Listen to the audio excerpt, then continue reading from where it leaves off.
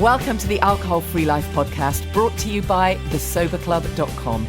I'm Janey Grace. This is for you if you've quit the booze or you'd like to, or maybe you're just sober curious. I'll bring you tips and motivation without any judgment, and there'll be inspiration from experts, quit-lit authors, and sober heroes.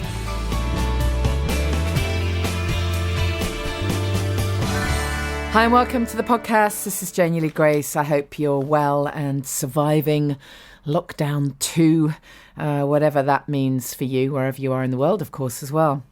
There's been a few interesting news stories this week since the last time I was on the podcast. Well, there's been quite a lot going on news-wise, of course, but a few things that caught my eye alcohol-wise was that piece about Guinness having to recall the alcohol-free Guinness due to some kind of issues. So if you've got any in your cupboard, you've got to return it to the supermarket. So that's a shame. Let's hope they get that sorted out real soon. And also there was that piece at the beginning of the week about, I think it was a cider, I don't know the brand, some kind of cider, that the bottle costs like £2.30 or something ridiculous, and it supplies you a full kind of 14 units in that one bottle, you know, your sort of weekly allowance in one bottle for £2.30. I mean, oh my God, what are we thinking of? Seriously, what are we thinking of? It's just, it's unbelievable. And then today, I just thought this tops it all, really. There was this piece in the press and the headline was "The Machine That Sobers You Up Faster." And they're talking about the fact that scientists have invented a machine that could help sober you up around 3 times as fast as you would normally sober up. Users are encouraged to make themselves hyperventilate by breathing hard and fast into a special face mask, which supplies them with carbon dioxide from a briefcase-sized bank. So this is all part of this machine, and they're saying that it was devised for another reason, but they're saying, you know, it could easily have another use to as they say here, drinkers who have had one too many.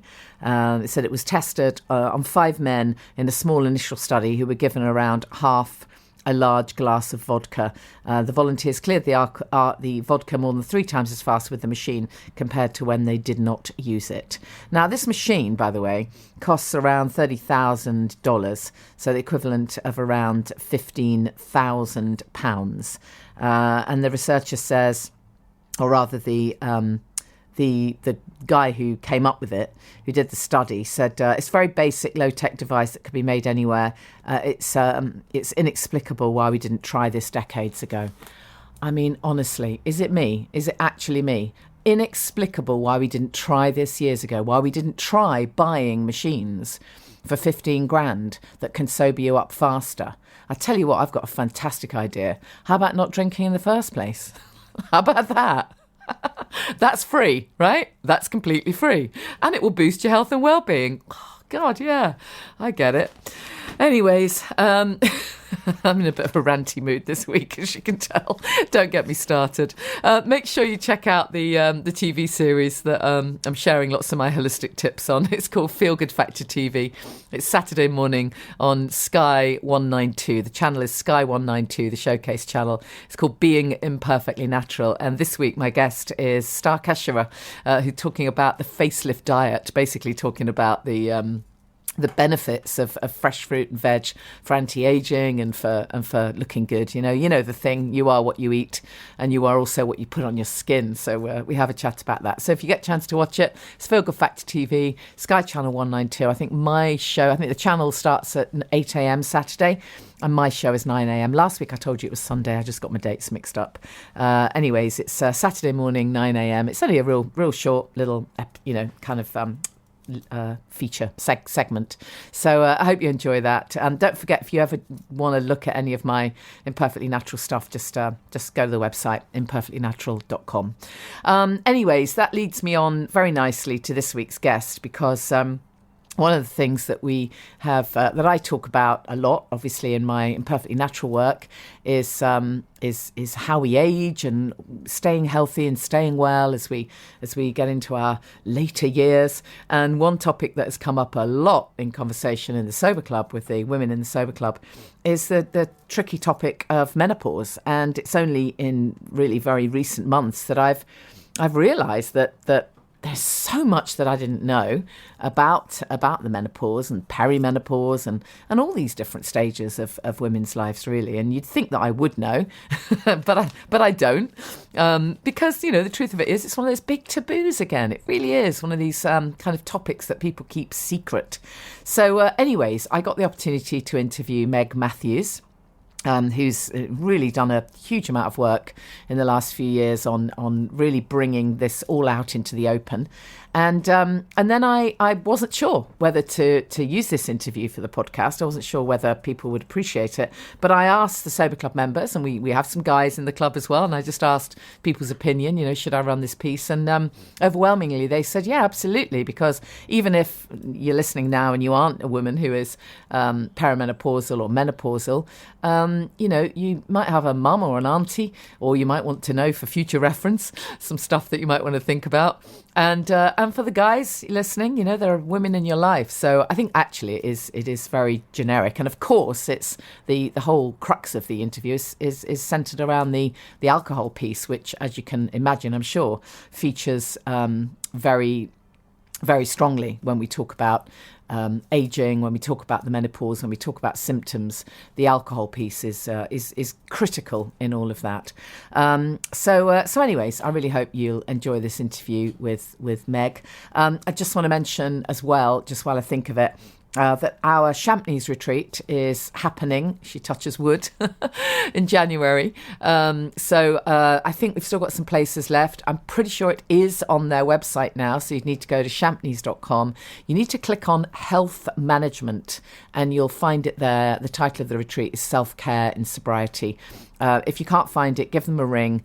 Tell them it's in January. It's Self-Care in Sobriety with Janey Lee Grace, and they'll book you on. It's a fantastic way of just being with like-minded people, really going in depth on nutrition and self-care. It doesn't matter what stage you're at. We had people on the last retreat who were sober curious, hadn't actually made that decision yet what to do, and people who had one woman who was nearly 6 years sober. So it really doesn't matter what stage you're at, but we're really looking at health and well-being, optimum health and well-being, and self-care, just underpinned by that kind of sobriety piece. So anyways, I'd love it if you'd have a look if that's something that you're interested in. I must also tell you that I do have a book coming out, super exciting. I'll give you more information nearer the time, but you can pre-order it.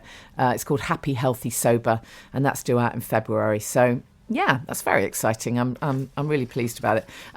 Interestingly, in the book, there is a whole section on aging and the menopause, and I get a whole variety of views in there. So just so you're aware, obviously what we're going to talk about with Meg is very much her view, not necessarily the view of everyone, but I thought it was really valid to bring you this piece. So I really hope you enjoy, and I'll see you in a bit. I'm so pleased that my guest is Meg Matthews, an icon of the 90s Britpop scene, of course, former music industry PR, events planner, designer turned entrepreneur. And Meg, the stuff you do for the menopause, it is so cool. I can't begin to tell you how excited I am to be able to chat to you. I'm sure our paths must have crossed, because, in that sort of early 90s thing, I was in the music biz and working in radio. I'm sure we must have met at some point. Wow. Yeah, I'm probably sure. But you know what? I was always not really in the room, if you know what I mean. Yeah. I always drank to black out. I mean, 2 glasses and I blacked out. Yeah. 2 drinks. Yeah. So, I just missed quite a lot. Yeah. Oh God, I know. One of the phrases we always use is, we are the luckiest. The fact that we've actually kind of got here, that's the title of an amazing book. God, we really are. Yeah. Let's talk about your work then. How did you, Yeah. what happened for you? I think I've read that you kind of hit 50 and thought, what the hell is this? Yeah. Well, actually, ironically, talking about being sober is I went to an AA meeting because I was I'd been sober and I was just like, what is the use of being sober? And I basically do meetings. Some people don't, but I do. So I went to an AA meeting and I was just like, you know what? I haven't left my house for 3 months. The anxiety, the overwhelmness of overwhelmed with life and stuff. And that is the things that I used to drink on from an early age. So when I was like 13 or 14 and I felt uncomfortable in my skin, I would drink, and then I would feel amazing. Yeah. So basically, my brain and my body was sort of going, why don't you have a drink, Meg? Because you know how it makes you feel. You know how it makes you feel. So however long you've been sober, it always comes back. Yeah. So I went to a meeting and I just said, look, I'm in a really bad place. I want to drink. And, you know, is this what life's about? I've hit 50. I can't leave my house. I can't drive my car.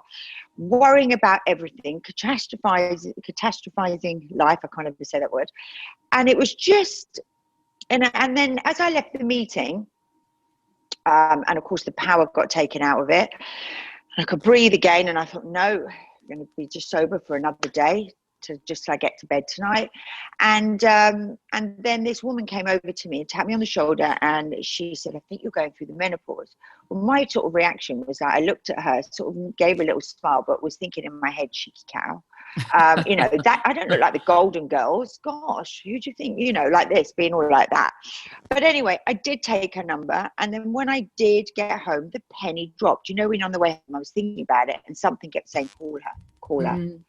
So I did call her. We were on the phone for a couple of hours, and she was the one who said, just get to your GP. And get on HRT, get on this body identicals, this estrogen. I was like, estrogen, never even heard of it. Progesterone tablets, never heard of it. What? Estrogen does this? Progesterone does that? Testosterone? I was just like, why has no one ever taught me this? Why have I never heard the word perimenopause? Why have I had to come all the way to 50 when I now look back? A lot of my using and drinking was around in my early 40s. That's when I first got sober. And it was because I now know that if you have a bit of PMS and then you go up and you go down, and the perimenopause is also included within that month, you've got to take your week away for your period, your week before where you want to eat pounds of chocolate and, you know, and raging wild and shouting at everyone in the house. And then you have the perimenopause on top of that, which now I know is included in that.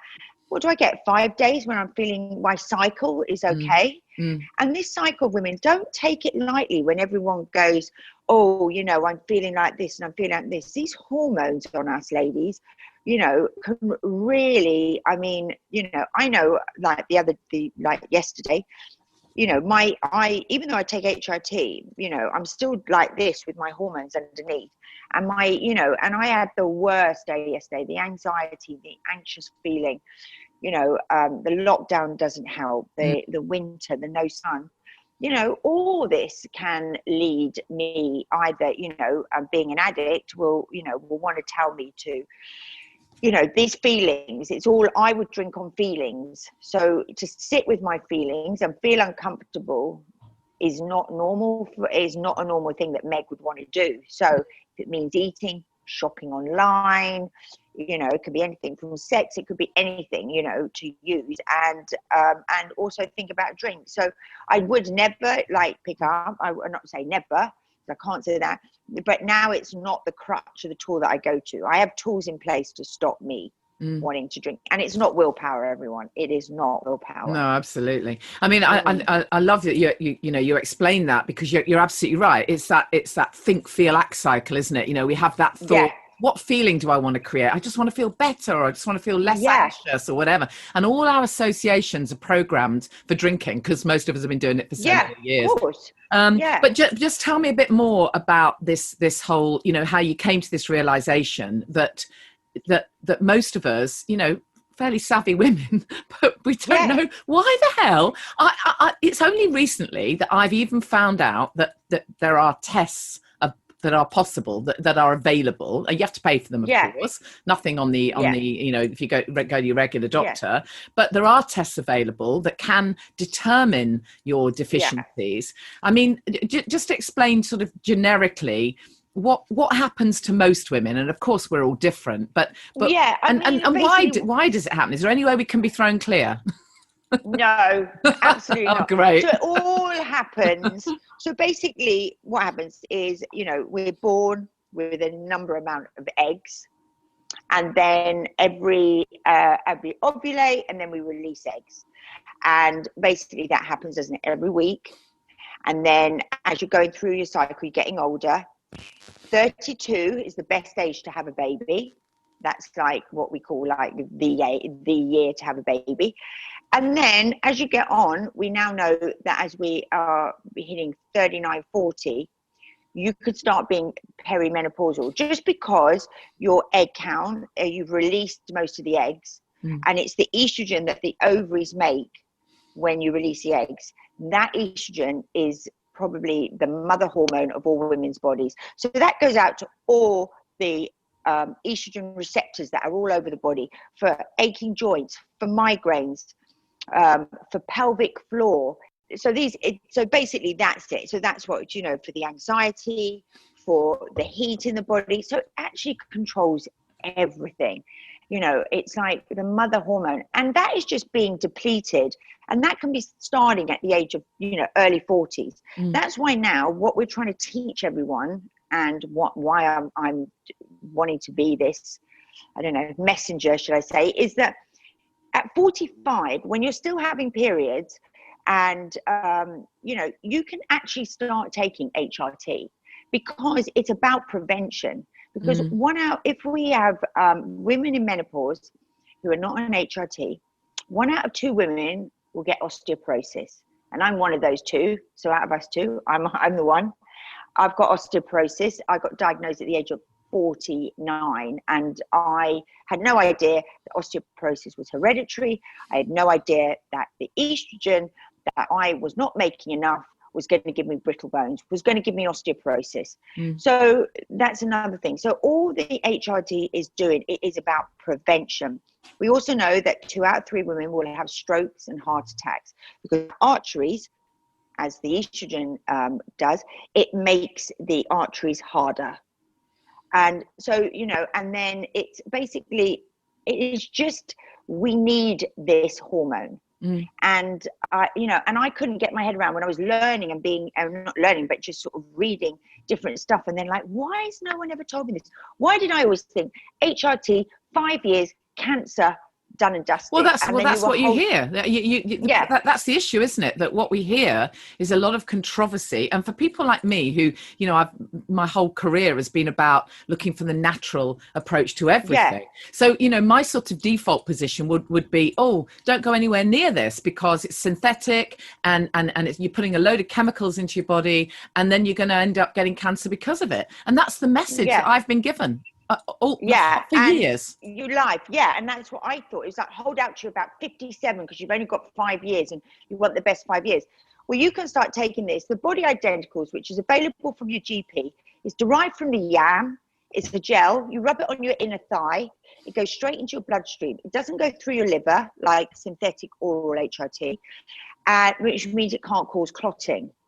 So if you have 1,000 women in the room, when you take the body identicals estrogen gel, you have 1,000 women in the room, 7 of those women will get breast cancer. Out of those 7, you've also got the women who drink 1 or 2 glasses or more a night, and you probably know that statistic, and also women that are obese. So if you've got 7, and then you look at the statistics of people that drink and the people that are obese in the country, it does leave a very narrow few people that are going to get breast cancer. So, it's all this estrogen dominant, oh my God, I can't, I'm going to get breast cancer. It's this, the likelihood of getting it is so low. But what it's going to do is it's going to prevent you getting osteoporosis. It's going to protect your heart. It's going to protect your pelvic floor. It's going to protect your moods. It's going to stop your migraines. It's going to stop your night sweats. It's going to stop your hot flushes. It's going to actually give you a better life, a much better life. And, you can get all this on the NHS. So all this stuff that I'm talking about is coming from leading menopause specialists, in the country, because that's my, and I know these GPs, it's not their fault, but it's, now it's only this year, September, that in the sex education curriculum that the menopause is now being taught. Is it really? September. Oh, wow. That's that about got time, passed isn't in it? Parliament. Yeah. Wow. Because I mean, I just remember, no, it never got talked about. The only time I think I ever remember really the menopause was Sex in the City when Samantha had that hot flush. Yeah. You know, I mean, Yeah. that's the only time that I Oh my really, God. that sits with me, you Yeah. know, but Yeah. anyone talking about the menopause. And it's so important because if Absolutely. you want, you know, a better way of life, if you want to age, it helps with your collagen. I mean, it is really a part of your life, like taking your vitamins daily. Mm. Let's talk Yeah. about other lifestyle stuff then. We'll talk Yeah. about alcohol in a minute. But before we get onto that, I know in your book, in The New Hot, you know, you look at a whole bunch of things that can help, you know, the way we can eat to Yeah. benefit our hormones. What would be some of your sort of generic tips then? Well, you know what? I'm just all about, you know, I wouldn't be going out there just to look at estrogen, you know, foods, which is like chickpeas and stuff. I basically am all about a very plant-based, organic, always organic, plant-based, organic diet. Just really healthy. I mean, you know, because I notice if I eat sugar, drink too much coffee, you know, I'm going up and down like this. My insulin, which is another hormone, is also going like this. Mm. You know, diabetes is rife. Should I say that's also another thing? Diabetes and dementia is also brought on by the lack of estrogen that we now know. The studies it's like showing are unreal. Yeah. So, you know, it's like, you know, if you can keep away from eating that, I know, you know, it's like just a healthy, balanced diet, you know, nothing extreme. You don't really, I mean, if, you know, you know, I love doing all these things. I do juice fast, I do intermittent fasting. If you find what is you enjoy, I go by what my body likes. My Yeah. body quite likes fasting. So I feel good on that. It might not be for everybody, Yeah. but I, you know, I drink at least 2 or 3 green juices a day. And I also, you know, like to not eat until like lunchtime. Like I haven't ate today, but then I've got a big stew on the stove and then I'll have that after. Yeah. And, you know, just making those, you know, just lots of wholesome, you know, more plant-based, you know, if you can try and keep away, you know, from anything, you know, and it's not more expensive to shop like organic. You know, it's like you don't have to go to Whole Foods because that is expensive, but you can. There's great sections at Sainsbury's and all the supermarkets have good, you know, organic vegetables. Yeah. Well, you look absolutely amazing on it. And what about the Thank exercise you. stuff? How, you know, because again, you've got to find what works for you, haven't you? Yeah, what works for you? Right. I mean, I'm going to admit this. I really don't like Oh, exercise. good. You're like me. Yeah, I don't either. I'm one of these people that like, I'm like, yeah, I can't wait. I mean, I really have to psych myself up. And then at the end of it, I do really like it. But even halfway through, my brain is going, no, you hate this, stop. Because I have one of those brains that talks to me constantly. It's like a washing machine. It just never stops talking to me, telling me everything. Oh, you look like this, you look like that. I'm like, shut up. So, you know, that I really have to be careful of like listening to my head. So, yeah, I really enjoy it after, but I don't enjoy it. But you, like you said, you have to find what you like. So for me, I would love to say that I'd love to run because I would, but I did do couch to 5K. Yeah. And then when I got there, that was it. Because it took 7 weeks and it makes you like run about a minute and then walk. It's like lovely. But once I got there, I didn't keep it up. And now I'm really annoyed with myself because I think, well, why didn't I just keep that up? So I walk in the mornings very early. I'm the 5 a.m. club. There's a really good book by Robin Sharma, everyone, if you want to read, the 5 a.m. club. Little did I know that I was the 5 a.m. club. I get up at 5 a.m. and then I do all my rituals that I have to do to keep my brain in check. You know, I have to walk, I have to connect with nature. I had to teach myself that because I've walked the same park for years, but I used to want to get around it because I was like, what am I going to eat later? What am I going to wear? I was never in the now. Yeah. And now I look, since the lockdown, it really slowed me up. I mean, as much as I need to say I hate the lockdown, it really helped me to really look at my life and change and things that aren't so important. And you know, it was like, it made me slow down. So now I walk and I've watched all the seasons change in the park and it's been amazing for me mentally. But you know what? I do get up, and I'm usually out at 6, but I have to be 7 now because I don't want to walk in the dark. And I walk till like 8 or 8:30, and then I can get back and then, start my day at 9. So there is time to do that. But that is for me, and I am quite lucky because, I don't have young kids or anything. Yeah. So, I do understand that lots of people who are going to work or working if you're working at home, I would definitely say get out. And if you are getting the bus or the tube, try and just wear your trainers and stop a tube stop before. Yeah.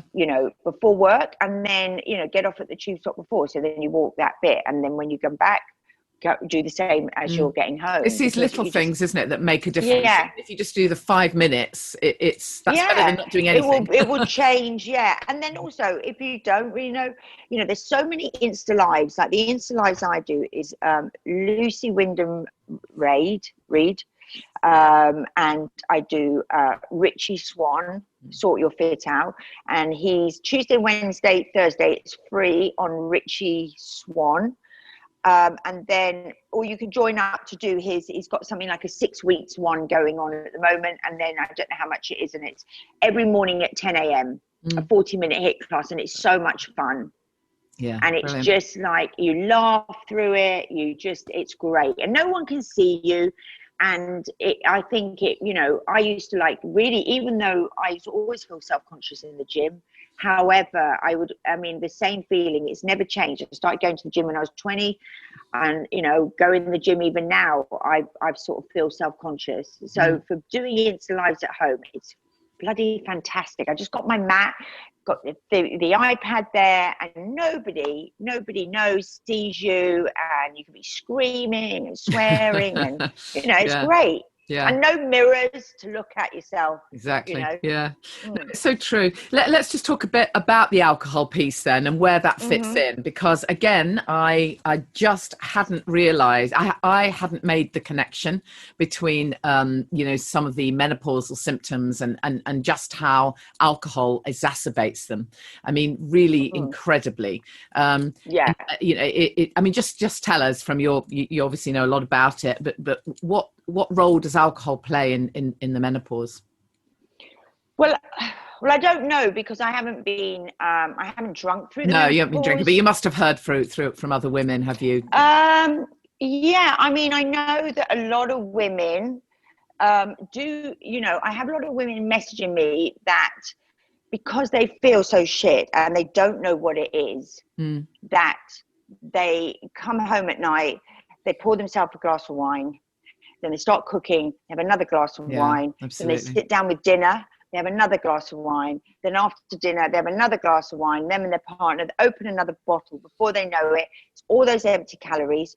You wake up the next day, that awful hangover, and if you're at that stage where your drinking has got to where the alcohol has stopped working, and it's not joy anymore, and you wake up and you've got your kids and you start to feel that guilt and shame. And I know that feeling because that's what I got. And I know lots of women, when I describe this, they can relate to this. Yeah. And they feel that guilt and shame, and they know there's that sort of bit of that craving that's sort of there that, it's a phenomenal craving feeling. It's like, I sort of that feeling. And if you get that, it's time to stop. Sign. Exactly. Time to stop. Yeah. Exactly. And also, I always drank, even 2 glasses or 3 glasses of wine, the next day I would not missed out bits. So I had sort of blacked out, not like the whole evening, but I would have missed bits. Like I would have known that I'd, did I say that? Yeah, you did say that, but but that was quite a while ago. So but it's just what women DM me, all those sort of, those things. And then they, and also the worst thing is that, we have this belly fat that goes around our middle, which comes on when you're going through the menopause, and those empty calories, that makes you feel down. You come in, you look around, you just feel rubbish at the end of the day, nothing is good. So you drink more and you're just getting this cycle. And before you know it, it's and I know loads of women are in that cycle, and it's just and they just please get me out. And it's hard because you can't see a way out. Yeah, absolutely. A lot of the clients that I've worked with have said that they again, it would be that they were having menopausal symptoms, but they didn't recognize that's what it was. They thought it was just anxiety. And in so many cases, I can't tell you how many clients I've had that told me that they rocked up to a GP, they spoke about the anxiety, nothing was really discussed other than this anxiety and depression, and then they were given antidepressants, and then in some cases they were given HRT as well, but they were never asked about their drinking ever. No, it's how incredible, mad, isn't it? And yet the connection, you have to make the connection. It's critical, and you can't start from a place of drinking too much to then start loading on the other prescriptions, and many of the people I've worked with have found that once they've ditched booze, the other symptoms, certainly the anxiety, they have no need of course. I mean, anymore. Whenever I drank, I mean, that was one of the reasons why I gave up, was because of the anxiety the next day was through the roof. It was just the worst feeling. I'd wake up in the morning and I'd want another drink to get rid of the anxiety, because the anxiety was so bad. So it's just like catch-22. And I never want to have that feeling ever again. Absolutely. It's just the worst. So anyway, Meg, your work is amazing. The book is great. The new hot. Just tell us what you would sort of recommend then for any woman who's going through this, who's just in the early stages, who, like me, it's only relatively recently that I've kind of clicked on this, and I can't believe it. It's a little bit like the alcohol piece for me, actually, because with the alcohol piece, I thought I was the only one who was feeling shit and couldn't stop. I had no idea that there was this whole world out there of people who were drinking too much, grey area drinkers, as we call it now, because I never had a rock bottom. And I just hadn't caught on because it's not common knowledge. And I feel exactly the same about this whole menopause thing. It really is only very recently that I've realised that possibly there are answers, and that, I'm not the only person with symptoms, and there is something you can do. So thank you for your work, because God's sake, bad, isn't it, that we're not taught this? I know. Well, that's why I had to do it. I mean, I've always been I thought I'm a celebrity, as they say, but I have a platform, and I just thought, I don't want any women to go through this, so I'm going to come out and talk about it. And, people just said, wow, you were so brave. But you know what? It didn't really feel brave, but it felt like it's something that I was supposed to do, really. I've always been a voice for animals. So I've always had the backlash of, anti-fox hunting, anti-badger baiting, you name it. I'm always saving everything, talking about everything, get those lions out of there, get rid of zoos. So I've always had the knock on a bit of like, Meg, here she goes talking about this again. So I was a bit like, you know what? I get knocked anyway by the press and whoever else. So, I'm going to start talking about the menopause.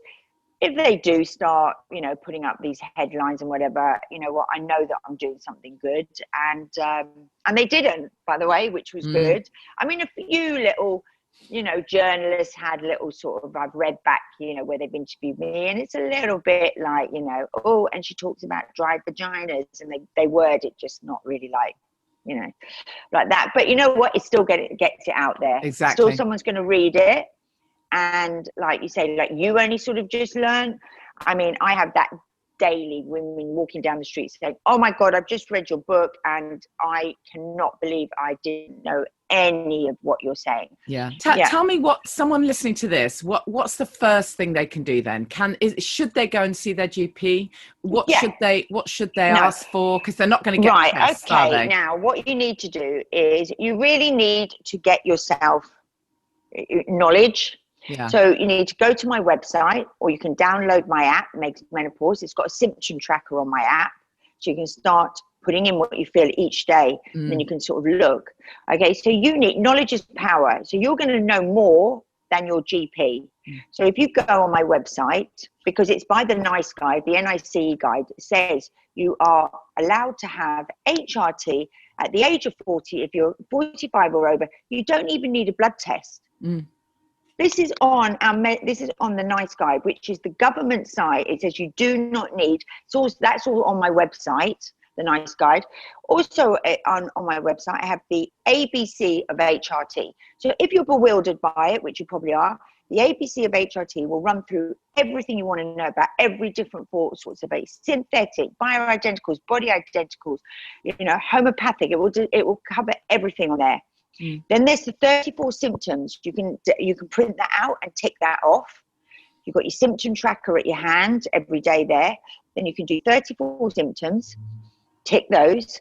Then you can look on the ABC of HRT, or you can watch an IGTV of me showing all the stuff that's available from the NHS. So you're going to learn so much on my website, and it's really easy to read. Nothing is long. They're all every article is only about 5 minutes. And it's just easy, and it's in layman's terms because I'm dyslexic and I have ADHD. That's why I move all the time. And, and that's another reason. Most people that have HRD self-medicate. 99% of people with ADHD medicate on alcohol because you feel so high all the time that you need to bring yourself down. So that's another thing. It's and a lot of people are have ADHD, but I got diagnosed about 10 years ago, but I didn't do anything about it. And I only started taking medication this lockdown, and it's just changed my life. So basically, go on the website and you can just get everything on there. You can learn, and you are going to know more than your GP. So go in there, ready, with it in a piece of paper, or on your Zoom or on your phone call. Just say, this is it, I know about this. The estradiol gel, the one that's derived from the yam that you rub on your leg, it only costs the NHS £4 a month. Wow. £4. In one day, we spend £6 million on hip replacements and fractures, and about 80% of those are from osteoporosis. Yeah. £6 million a day. So we all started taking prevention instead of waiting until we're riddled with osteoporosis at 56, 57. If I'd left it 10 years, I'd probably be, bedridden or whatever in my 60s, or have a broken hip or a fractures or whatever, and I found out because I broke my wrist, and I fell off a 3-meter wall, not like a trip, but when I went in there, I was so embarrassed to say that I was trying to break in my house that I basically sort of just said I just tripped over. So then they went, oh, we better give you a DEXA scan then if you only tripped over. Right. And that's the reason why. So it was I was very lucky because I just sort of said, I didn't want to say I'd fallen off this huge wall. I just sort of said, I was, I'd left my keys and I was trying to get in my back door, so I just said I tripped, and they went, oh, you better have a DEXA scan. I went, what's a DEXA scan? So that's another thing I want to do. Also, I'm going to lobby. I want to go into government, and I want to, at 40 and 45, every woman in this country gets set an email or a letter to say to have a cholesterol test. Yeah. Now, with that, it would be very easy at 40 to say perimenopause, menopause, postmenopause, DEXA scan, osteoporosis. Tell women, every woman in this country, that this is it. 45, tell them that they can get this from the NHS because it is cheap. It's not like I'm telling everyone to get this really expensive drug. It makes sense. It all makes sense that, the amount of, there's a stroke every 3 seconds in this country. Wow. And women, we're overtaking men.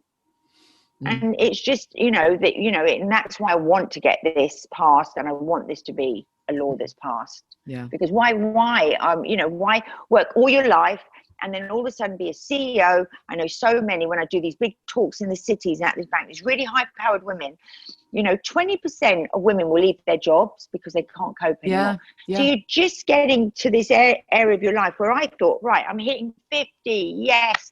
I'm here. I raised a daughter, done all this, it's like, I'm going to I felt like I've really peaked. And then it was like, bang. Yeah. Yeah. Was just given this, just felt rubbish.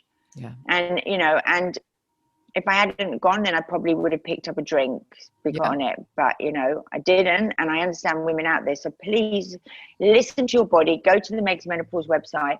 And, when you are feeling that rubbish, just look at the symptoms and tick them off.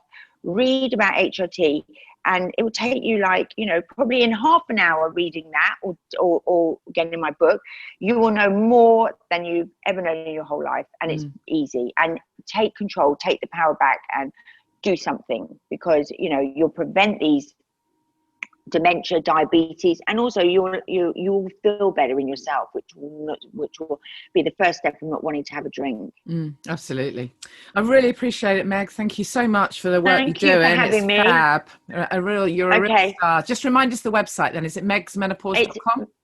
Yeah, megsmenopause.com. Instagram is Meg's Menopause, and then the app is free. It's on Apple and Android. You can download that. Women on there also is really good because there is a chat room in there. Like everyone's on there chatting, so you don't feel alone, and you can just ask questions all day long.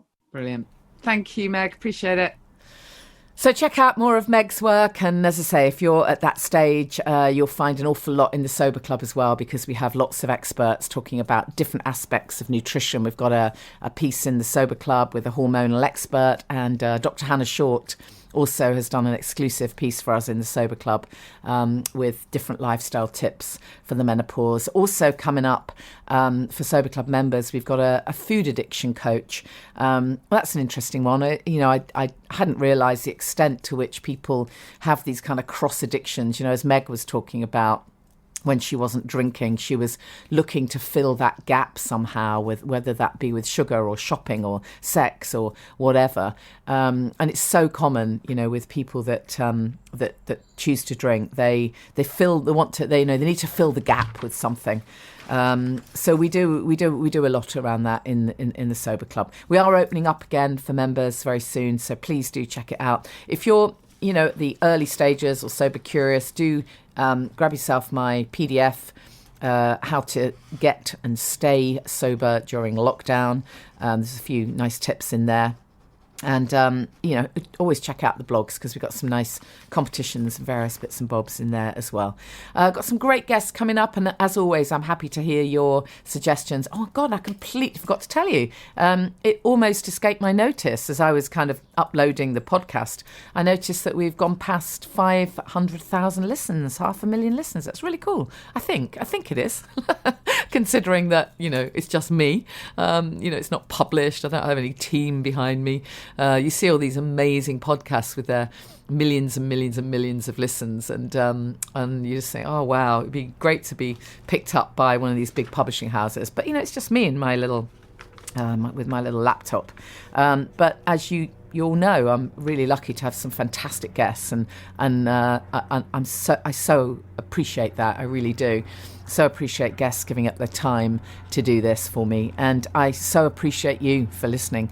I get so many messages from people who've said the podcast has really, really helped them, really changed their perception. They look forward to it every Friday, and that's that's enough for me. So I'll keep on doing it as long as y'all keep on listening, and as long as I've got guests, good guests to bring you, and good stuff to share with you. I love doing this work. It's great. It's Alcohol Awareness Week next week, if I'm not mistaken, the week of the 16th. So make sure you check out some of the stuff put out by Alcohol Change UK. They've got loads of stuff going on, and I think anything that raises awareness of where we're at with alcohol in the UK is a good thing, particularly, if we come back to that same piece that I'm always banging on about, that, we do have a choice, and we're not giving up anything. We can absolutely just focus on what we're gaining. So, Alcohol Change UK is the place to go if you want to have a look at any of those stats, or if you want to arm yourself with the knowledge as to where we really are at with alcohol, because I think it's a pretty grim picture, to be honest. I was having a conversation with somebody the other day. I think there was a politician who'd put a tweet out about the fact that mental health issues had not been exacerbated over lockdown, or I think it was something to do with depression and suicide, and this tweet said that the rates had not increased, or that it had all been dealt with properly by the NHS. And I think there'd be a lot of people that would disagree with that. I think there'd be an awful lot of stats to show that is not in fact the case, that the rise in mental health issues, depression, anxiety and suicides is really quite terrifying. And alcohol plays a part in that. Of course, it's not the only part, but it plays a part. And when people feel they've got nowhere to go, you know, they're hitting the bottle. And, you know, as I've said in other podcasts, I still do find it interesting that alcohol is, you know, deemed essential. But, you know, I can't buy a pair of shoes. Not that I need any shoes either, actually. I've got some. Anyways, I will see you same time next week. You know where to find me, at Janey Lee Grace. You can always, obviously follow on social media. You can always drop me an email. Do check out thesoberclub.com. And if you have got the Sky Channel 192, check out Feel Good Factor TV. Love to know what you think of that. It's filmed at home. It's, you know, it's not, there's no budget.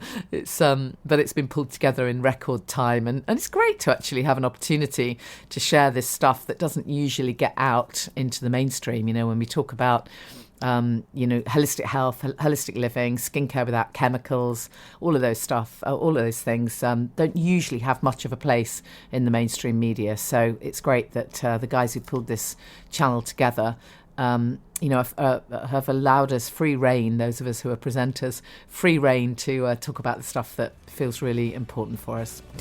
Give yourself a massive hug and look after yourself. I'll see you next week. Thank you for listening to the Alcohol Free Life podcast, brought to you by The Sober Club. Please rate and review. And if you want support, accountability and inspiration, and you want to live your best life without the booze, check out thesoberclub.com.